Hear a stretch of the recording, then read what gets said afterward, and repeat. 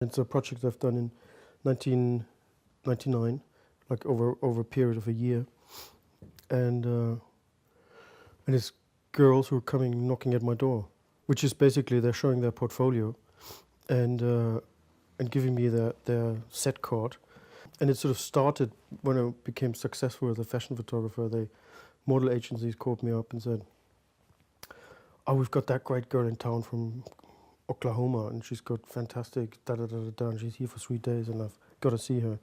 And I was not really that interested. So they kind of more and more called up, and I was thinking, well, this is kind of really weird, you know, why this is all kind of getting a bit out of hand. And then I thought, well, hang on a minute, I'm just going to turn the whole thing upside down. And instead of me going to New York doing this doodly-doo over there, I'm just going to stay in my studio and called them, all these model agencies up, and said, don't just send me the girls who you think I like, just send me everyone. I kind of wanted to do this sort of democratic, and I didn't want to just to photograph the girls I liked, you know. I kind of wanted, and that sort of taught me to really kind of concentrate and photograph everyone in the best possible way I could. I did give them directions, but then I also didn't, you know. I kind of just said, because I needed the time, you know, like whether it was 5 minutes or 20 minutes, or even half an hour it took for each girl, and I kind of needed that time to kind of listen to them and look at them and to be able to know what I'm going to do with them. And so I kind of just said, well, can you just lean against that side of the door, or can you just step out? And then within that, I let them do whatever they wanted.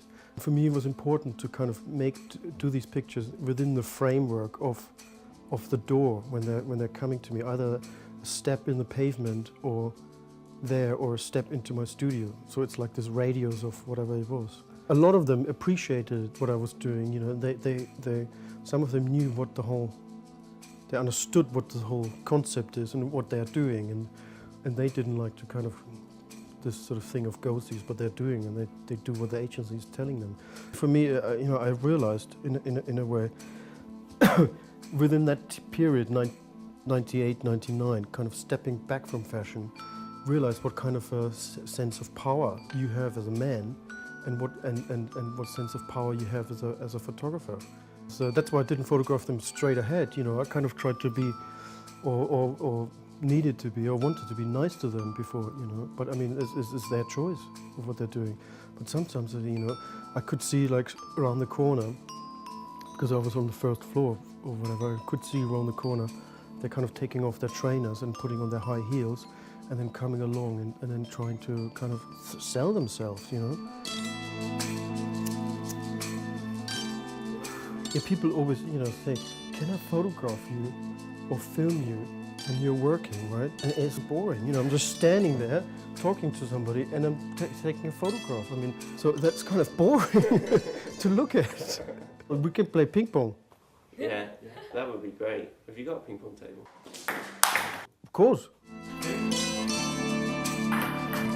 Inspiration comes from life, you know, comes from anything, comes from food, comes from women, comes from men, comes from films, comes from anything. You know, I find it really narrow, this photography thing, you know, could come from anything.